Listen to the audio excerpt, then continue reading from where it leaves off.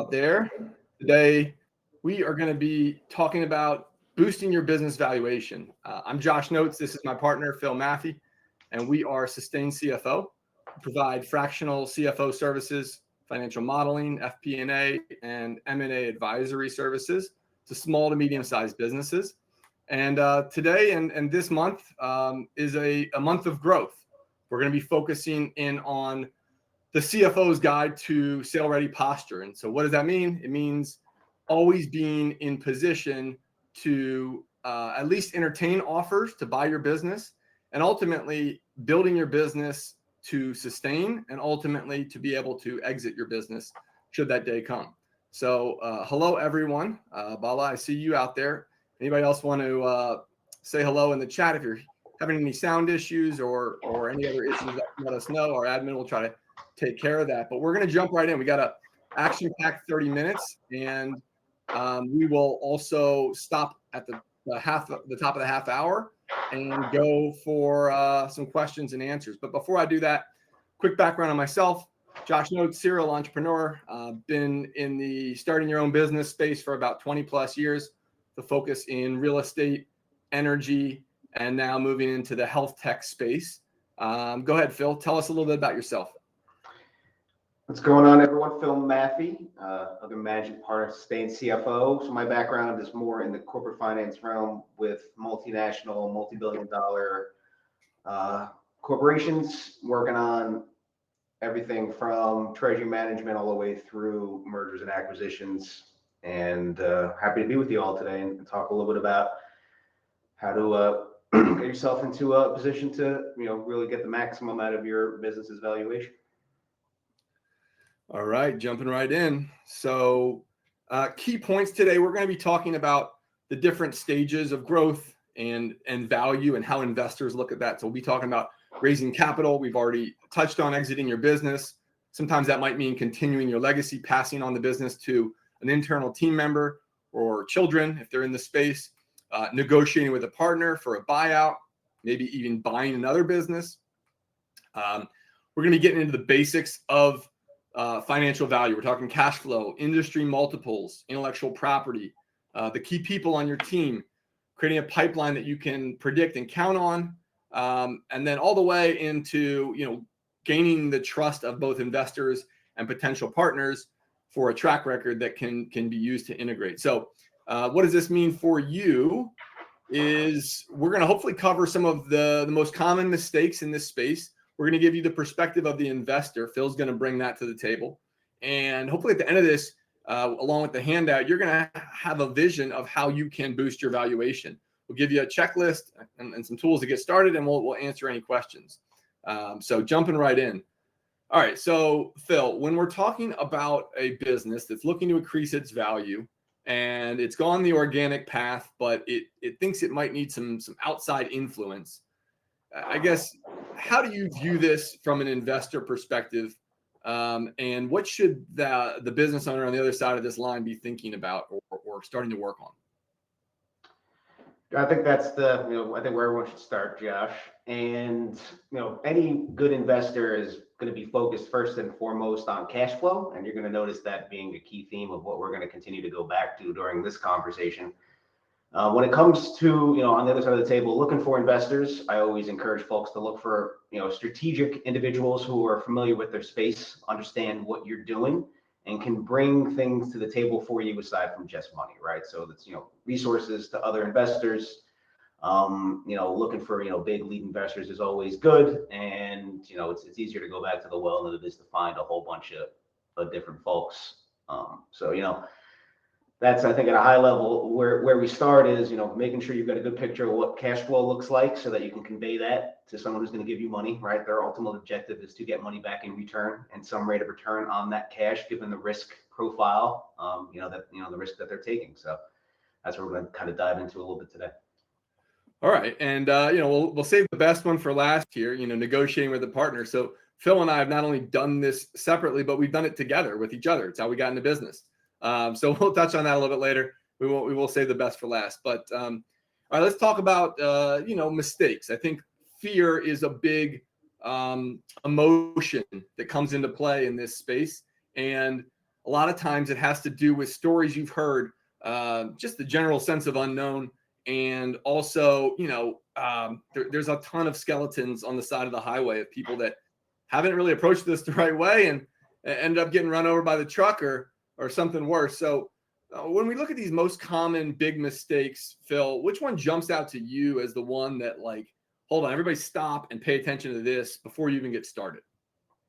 Yeah, I think, it's the common theme that really kind of ties all of these together for me is that, they all echo a lack of objective data and decision making based in and grounded in reality, as opposed to, as you just said, a lot of folks, and it takes that, right, that ability to dream and be able to paint that picture for yourself to be an entrepreneur. But all of these slip ups are really a result of not grounding that story you're telling yourself in what's really going on. And that's kind of where you get these things popping out of, where you don't manage your cash flow, so you don't realize how much of it's going back into your personal lifestyle, not into your business, right? You're just guessing in terms of what your future looks like and what kind of EBITDA multiple and EBITDA valuation that you can, effectively raise money off of or try to sell your business against. So, to the extent that you could get that grounding in reality, to the extent that you can predict the future, right? None of us can, but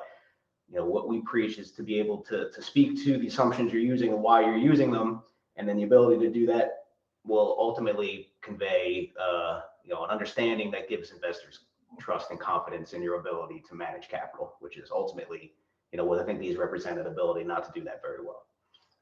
Fair enough. And look, I think, they always say that the investor doesn't invest in the business, they invest in the people.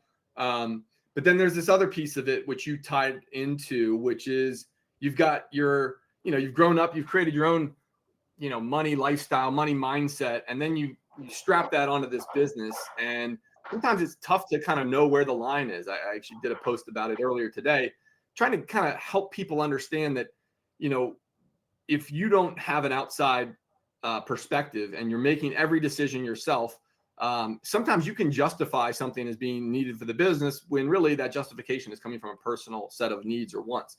And I will promise you that it may not come up when you have the meetings with yourself, but when you have meetings with investors or future partners and they do their due diligence, they will find it, they will ask you about it, and it will, at a minimum, kind of diminish the value of the business. And it may even be a non-starter because of the trust that's kind of there, because nobody wants to invest in a business that's having the resources siphoned off for personal needs. So I think that is the big one that we're going to leave this section on. But let's move on to something a little bit rosier, which is a case study. So this is an example of a client we were working with. It was about 4.5 years ago, and met the gentleman. It was around the DC metropolitan area.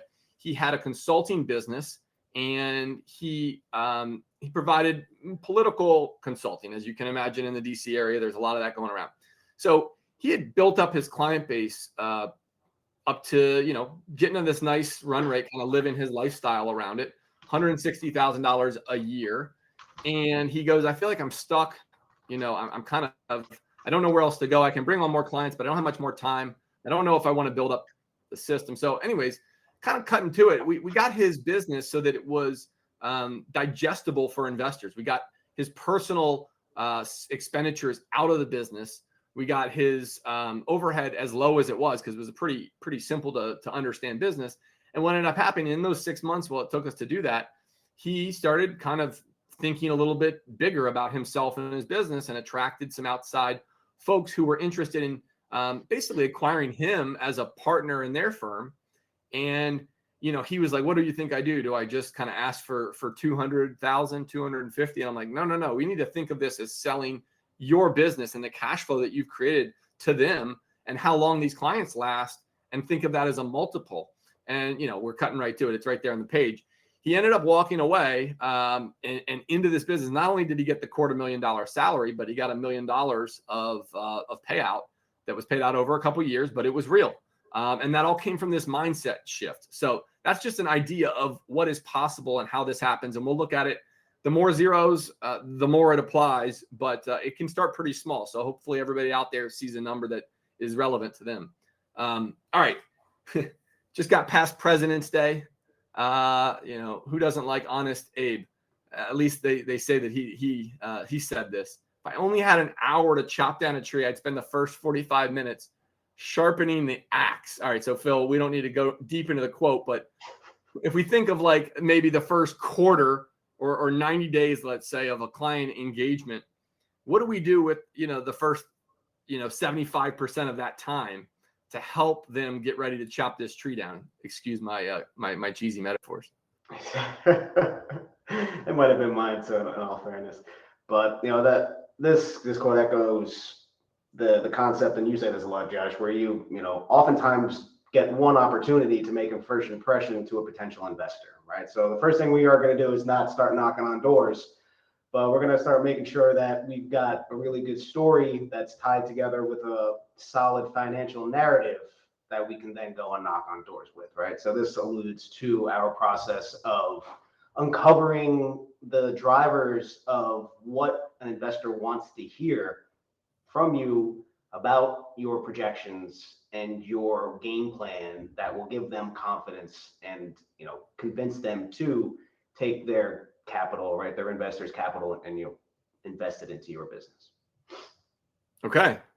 All right. So, all right, now we're getting to the meat and potatoes here. I know it's going quick, but we're almost halfway through this intro webinar into valuation. So when we're looking to boost these things, we're talking about real metrics that are something that's, either there or it's not there. And the investors can tell. And once they get to due diligence, they can really tell. But what are investors looking at? And I guess, Phil, if you have to dive into maybe one or two of these, what should people be thinking about when they start, getting comfortable with these key performance metrics in their business? Yeah, we touched on the cash flow component of things, and that's really I'll continue to harp on, but I think it's something I review with clients a lot of the time. The one in the lower right corner here, where investors are going to want to know what you've already done, and they're going to want to value you on maybe the lower end of the average of the last couple of years of your performance, right? And what we want to shift that mindset to is a view of, hey, because our track record and our performance has been good over the last couple of years, that's what's going to give you confidence in that trajectory continuing into these projections, and why you should believe that we need to be valued off of what's going to happen in the next 3 years, not off of what's happened over the last couple. So having a good track record and being able to approach these things not hey, I need to do this in the next 6 months, but I need to do this in the next 3 to 5 years, and how do I position myself for that narrative and for that conversation down the road. For anyone on this call now, that's always the first place to start. And I like. Go ahead. I was going to jump in and just say, like, what you're saying is, you may not have any. If you're out there, you may not be ready to sell your business, but that doesn't mean you're not ready to start thinking about it. And it can take a full how many years? 1, 2, 3 years to kind of get things so that the track record behind you is free of skeletons. You got no personal expenses that you need to be discussing, and you've already optimized a lot of the metrics that they're going to be looking for. And that way, you're going to be able to sell at kind of the peak of your industry multiple. Is that the right way to look at it? That's definitely, the message that we try to preach, is that none of these are hard and fast things, but, I think the ability that we can speak to them and how they talk to each other will put us in the best position to have that conversation when the day comes. And that's, I think, our message with the sell ready posture, is that anytime when a good opportunity presents itself, we're in a position to take advantage of that opportunity, because we know exactly what we believe our business is worth, right? Based on objective data and based on our best view of the world at the time. And, to your point, having the data that gives us that confidence comes from being able to build these KPIs and have a predictable pipeline and having built a good team, and, kind of being able to speak to those stories of being the fuel and the growth and all that good stuff. Here we go. So moving right into, building the story, it starts with knowing your numbers. We like to say, if you don't know your numbers, you don't really know your business. So I think every entrepreneur out there, a business owner, has spent probably more time than they want thinking about their numbers in their head. We all spend plenty of time in our own head. Got some mental health professionals out on the line who are probably smiling about that. But what we want to do is to give you back your time and to allow the time that you're going to spend interacting with your numbers to be really strategic, to help you elevate above the minutia of, tomorrow's next order or next week's payroll, right? And to understand the key levers that actually drive your business. So, Phil, you really brought my world to the next level, thinking about driver-based models and rolling forecast that allow us to, kind of speed up decision making, remove guesses, and where we do have guesses or assumptions, put them in view, and then compare them to what happened and reconcile that and make new decisions, and give yourself permission to update the record of your forecast. So I guess I maybe stole some of the thunder there, but can you help me kind of, or really help our audience out here think about, if they already know their numbers, great, but maybe how to take it to the next level with a rolling forecast process? Yeah, I think that's our bread and butter in terms of maintaining this sell ready posture, right? And it's, to your point, is this isn't something that you come up with, you cook it up once, and then it sits on a shelf somewhere ready for you to go back to it, right? Every couple, every month, once you close your books, right, your model becomes stale. And the business changes, things change, your assumptions change. So you kind of have a process not only to to be able to do this, but to be able to continue to do this and update it. And your point, I like the way you just put that. Give yourself the permission to reflect what you're currently seeing at any point in time in your assumptions, and kind of whatever that's telling you from an objective perspective. So you'll hear us talk a lot about this process. The point of this, to knowing your numbers, isn't being able to forecast things exactly how you see them happening, but rather understanding what's in your assumptions, how those are reflected against reality, right? And then based on that information, adjusting the course forward accordingly, and continuously going through this process and refining your ability to do so, just takes the clarity that gives you the clarity that you would need to make objective decisions as best you can, right? None of us know the future, but being armed with this process and this information allows us to make decisions with confidence, which leads to better outcomes. There it is, and perfect segue. So this clarifies the strategic vision, right? That's what happens when you start knowing your numbers. And Phil, I know we've spent a lot of time recently with some maybe earlier stage clients who say, I've got an idea how this model fits together, but I need to see kind of what at least as far into the future as possible looks like, so that I can tell this story better, raise some capital around it, figure out what the next major move is. And Phil, you call this a 5-year model. Is that right? Right. So a slightly different objective here, right? None of us can predict the future, and but we are better at predicting the future in the next 30 to 90 days than we are in the next 4 to 5 years. So the goal with this exercise is to paint that long-term big picture vision, and then give us a framework within which to back into what we need to be doing today to get there, right? So it's the rolling forecast process in the here and now at a very detailed level, married with this 5-year modeling, which is painting that picture of what's going to happen over the next several years. And it's those two things living in harmony that really makes this process shine. And on the other side of raising capital and things like that, allow you to convey confidence to investors, because you're continuously harping on the same message and continuously conveying the same narrative, across, like I said, be able to tell the story of what you're going to do in the next 30, 90 days and how that helps you achieve what you see in this 5-year model. Okay. Okay. So we got into step 2. Step 3 is maybe a little bit boring to some of the business owners out there, but it's got to be done, right? This is the tightening of the internal controls. It's the elimination of waste, right? And to investors, what it basically says is how I'm going to treat your money and your capital. If I'm spending it all around like a drunken sailor, or if I'm just kind of sloppy and trusting that everything's going to work out perfectly, but not noticing that, employees are going with the company credit card and filling up their gas tank, or, spending money that they're calling marketing, but that doesn't really make sense based on what we do for a business.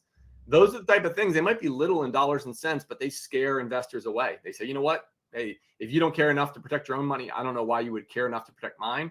And ultimately, these discussions end up dragging the executives down into the weeds to put out fires and deal with, other things that lead or evolve from having weak internal controls. So, Phil, I know you're not a controller. This is kind of the other side of the fence of where we spend most of our time, because we're usually strategic finance looking forward, as opposed to back office accounting looking in the rear view mirror. But, tell us what this looks like on $1 billion scale.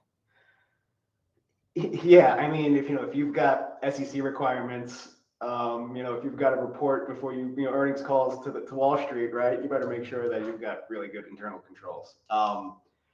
And what we always say is that like you just said, Josh, right? Our strategic forecast process really sits on top of a really good financial operations stack, right? And I think a key component of that is the internal controls, accounting, bookkeeping practices. And to the extent that you have this in place, and that looks different for everybody, but ultimately what you're trying to get out of that is the efficiency it gives you downstream, right? So your ability to do these things well, to one, Josh's point, gives your investors confidence, because when they ask things, you have answers and you can do that efficiently. But also, as an input to your forecasting process and all of that good stuff, the better this is on the front end, the more robust your forecast is on the back end. So, like you said, it's not what everyone wants to do. It's and we're not accountants. We don't pretend to be them, but it's really, it is really fundamental and foundational things that lawyers and accountants need to see during a diligence process, for sure. All right, perfect. So now we're going to talk about, I think, unless we're talking about a completely robotic business, one of the most important parts, which is the people, right? People, right seats, right incentive.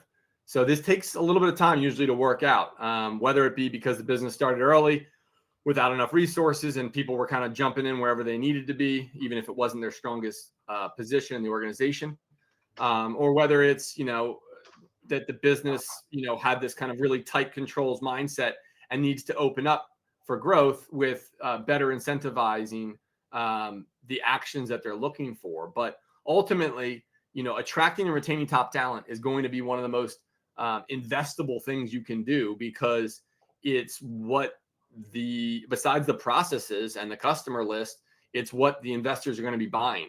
And I hear stories all the time about these integrations of businesses that were great, 20-year family business. Then they integrate, and within a year, everybody's gone. And the value really, suffers. And the investors lose out, and they won't make a repeat investment of those folks or others in the space. So I think what we're talking about is making sure that once, you can get the numbers right, once you can get the controls tight, so you know where everything is, then you got to get the people in the right position to really build that growth, that focus, that momentum, and also put this path of business continuity in place where you can point and say, Johnny or Jane or whomever sitting in that chair is really going to be the number two.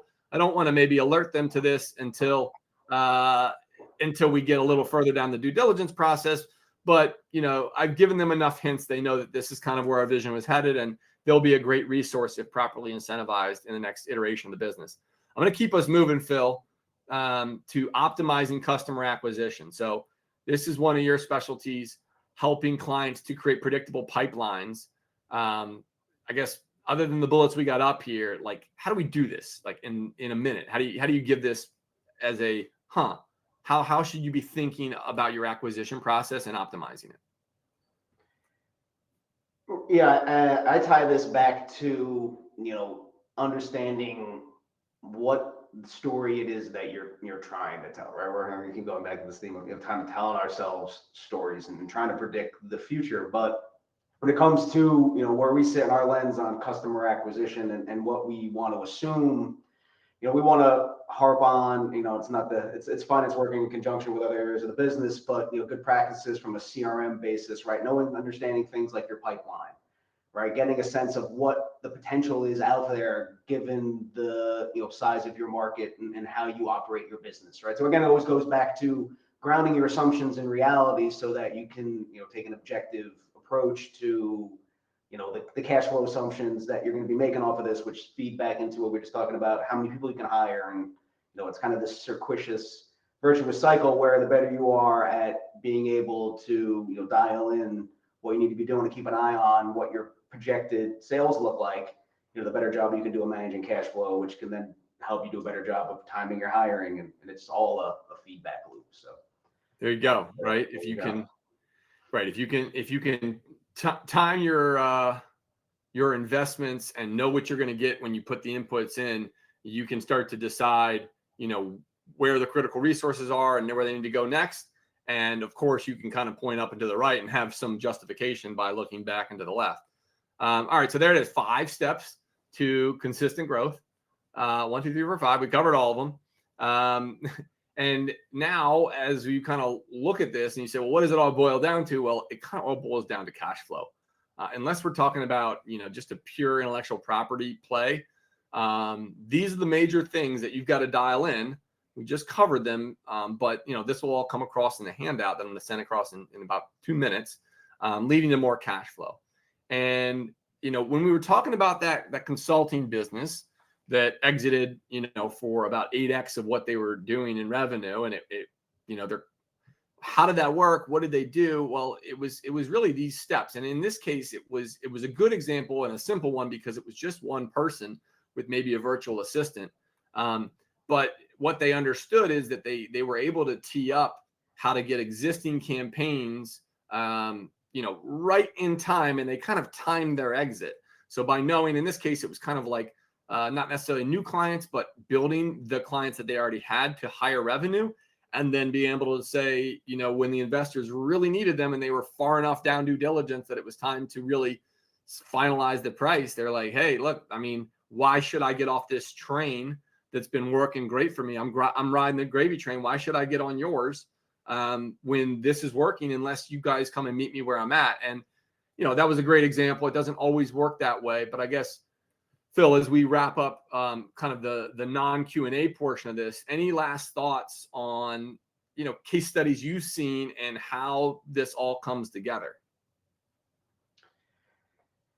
Yeah, it's something we do on both sides of the table. So we've got a really well-rounded perspective. And I guess what I would leave everyone with is that, this is more of an art than a science, right? And, we're going to come to objective answers, but at the end of the day, it's a negotiation and an understanding, ranges of outcomes. And, I think just kind of goes and speaks to the folks that we've seen who are more prepared to have those conversations. When they get asked questions, they're more prepared to answer them and answer them well. That just all of those things, those little things that when they're done well lead to, ultimately investors, writing checks for higher valuations, right? And I think, we see a world today where, I think money is becoming more expensive, and, I saw Bala in the chat and we're going there next about, I'm going to give a return in exchange for, you're going to give me some dollars, that I'll give you some dollars back with some rate of return, right? And, as the economy changes and where we are today, that's it's a different math game that these investors are doing, right? So I think it's kind of plays into that idea of the more you know what you're doing and understand your approach and your long-term goal, the more successful you'll be. All right. Well, with that being said, it is top of the half an hour. We just shared our handout, 5 steps to boost your business valuation. Hopefully everybody, gets a chance to download that. And just a reminder that we're here to help. So what we do at Sustain CFO, we help you organize your financials as well as your financial team. Make sure you're measuring the right metrics. Make your real-time decisions with real-time data using our rolling forecast process. Put your financial back office in place if it's not already. If it isn't, it just needs to be cleaned up. We help with that. Get your business ready for sale, and then stay accountable to this action plan you set all the way to your financial North Star.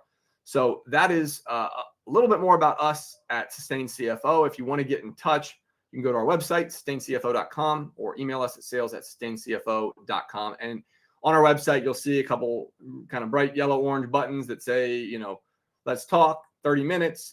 Those conversations would start with me.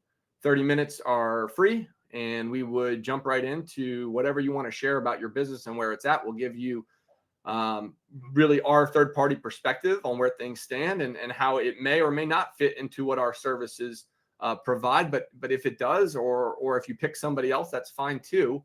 What's really important here is the lessons we learn. But that being said, we did have a bunch of questions, so I want to make sure we cover those in the next 15 minutes because this is about the folks on the line. So, Phil, first of all, you put a link into the chat. Kevin was asking about a table of industry multiples. I guess we'll say with a little disclaimer, depending on what size your business is and what industry it's in, these should be thought of as gospel out of the good book, or should this be more of like a range that you should be aiming for? No, not even close to that, right?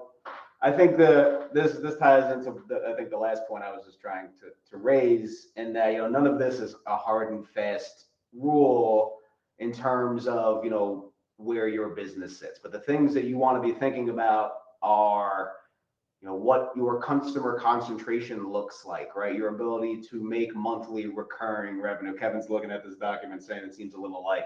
So you're probably not going to see your very specific industry and what you do neatly organized in one of these things and be able to say, oh, this is clearly me in this upper right corner of all of these different variables that an investor may look at, right? But what you want to be doing with that is kind of getting a sense of, what is really realistic, right? If you think you're getting a multiple of 10, 20, 30x, you have to have a pretty compelling story, right? And I think to the kind of the earlier question, and we do this with our clients all the time, is you need to be realistic with the level of risk you're asking someone to take, right? So that's all going to play into to your point, right? What these multiples and what a proper multiple would be for your situation specifically. It's all going to be exactly. I think where you were going, it's certainly not a hard and fast punch a bunch of numbers into a spreadsheet and this gives you this is the multiple you'll sell your business for, right? You can get close and you can create a range of those types of things, but at the end of the day, it's more art than science. And then, of course, like you said, then it's more work to improve those, right? Just wherever you start isn't where you're going to finish. But if you have a couple years to run at it, you might be able to get them all trending up. Okay, a couple questions here coming in. This one was from Chase. What does EBITDA mean in simple terms? Phil, you want to tackle that one? It's an acronym. Also could be called EBITDA. I've been told I say it wrong by half the people I talk to. Yeah, it's one of those tomato finance type of things, right? But no, I mean, EBITDA is earnings before interest, taxation, depreciation, and amortization. So what this is intended to reflect, and the metric you're looking for here, is to try to get a picture of what the underlying cash flow of a business is, right? You're less concerned with the money that's already been ponied up that you're depreciating and things like that. And you're kind of stripping out all of the non-cash adjustments so that you can get a firm picture again by going back to that old tried and true, what is the cash that's going into my pocket going to look like as an investor? Okay, perfect. All right, keep it going. We already covered industry multiples. We got two about that, so that's important. Rebecca wants to know, I want to sell my business to my child when we're ready in 5 to 10 years. Is that a thing I should plan for starting now? I'm going to start with more the psychological approach to this, which is, Rebecca, you share whatever you like, or we can jump on a call and learn more about this. But if it's truly a child, if we're talking somebody that's 10 or 15, it's like, is this their choice? Or are you trying to make their choice for them? That's a whole nother conversation. Again, we got some mental health pros out there. They might be able to handle this better than us. But if you're talking about your adult child that is in your industry, is interested in it, has been working with you, and you want to hand it over, yes, this is something you can definitely start planning for now. Now, it might start with just kind of a conversation. Hey, look, Johnny Jr., Rebecca Jr., here is the path that we would need to have you take to be sophisticated enough and in an executive position to take on this business should you decide. The second thing is, make sure they understand what this usually looks like, which is, hey, you're going to probably end up signing on some sort of debt instrument to acquire this business from us. Or we could sell or finance it to you, but let them know this doesn't mean I just hand you the keys, because we have to have an exit or else there's no exchange of value. And I guess the last thing is, again, give them an off ramp. I think if family's in play, that's my, if it doesn't end up working out, at least you train them how to be an executive in the family business, and they can go do that somewhere else if it doesn't work out. And again, depending on how large this business is, if there's other family members involved, you may want to bring in competing offers. Because if you can get a whole lot more money and this is a family business, then it might not be fair to just hand it to the one kid who happened to get the technical skill. But leave that there. Larry, I got an offer to buy my real estate business. How should I be thinking about countering it? Phil, I'll put you on the hot seat. How should I think about countering? I love that you initially, oh, I guess that tells us it's one of those, like, it implies that you're not particularly thrilled with the offer that you got. And you feel that the offer you've received is lower than what you'd like. And I guess my question back to Larry would be, how grounded his assumption of what his business is worth is in reality, right? And what that offer was. And, it's kind of like buying a house, right? No one ever expects that the first offer to be the one that sticks. You're 100% right. It is a negotiation. You should play it as such. You never want to be the first one to make an offer in a negotiation. So good for you that, you waited for them to draw a line in the sand that you can go back to. But, what I would suggest is, making sure, number one, you're grounded in, again, going back to the purpose of this conversation is, if you're really firm and believe in the number you've got in your head, then you absolutely go back, see if you get a little bit more, and, then you try to find somewhere in the middle, which lands on what you think your valuation is, right? And that's kind of the approach. Absolutely. And, we're talking about a commodity here of real estate. And again, we don't know whether we're talking residential, commercial, multifamily, industrial, whatever it is. But I think ultimately you should, at a minimum, see it as a validation that, you did something right if somebody wants it, but also, like, hey, go put this thing up for sale and see what other offers you get, maybe even before replying, unless, it feels time sensitive. But I think ultimately, a lot of times confidence comes from knowing you've got competing offers and that a lot of folks see the value. So, hopefully that helps Larry to take the next action. And last one I got here, unless somebody else chimes in on the chat, is John wants to know that he says, I want to buy my competitor's business. How do I put this system in place in reverse? Phil, what do you think about that? It's kind of more on the M&A side of the track. We have another webinar in the near future on that topic, but let's tease it with how we view the buy side. Yeah, no, I didn't. That's it. You're a good segue into, it's a topic for another webinar, but it's really, if you think about it, it's the inverse of this exercise. And I think the broader point is, the better job you can do of, how both sides of the table look at it, to give you a more well-rounded understanding of, how that negotiation is going to unfold, right? And, I think the key with working with us, and we have some experience on both sides of the table, and we've done, kind of negotiating for either position, right? So, I think the better you are at understanding the nuances from either side of the table, just the better of a negotiator and the better of outcome you're going to be able to get from this process, for sure. All right. Well, last call for questions. We did go ahead and share the handout, got some feedback on that already. Thank you for that. Next month, it might end up being the first week in April. We're tying down some things with some channel partners. We're looking to keep these webinars going, keep the topics flowing, and of course, stay focused on the finances, because that's what we do at Sustain CFO. But we want to thank everybody for joining us on our monthly webinar, and we will hopefully see you all next month. And if you have any questions in the meantime, please reach out and have a productive and profitable next 30 days. Take care, everyone. Thanks, everybody.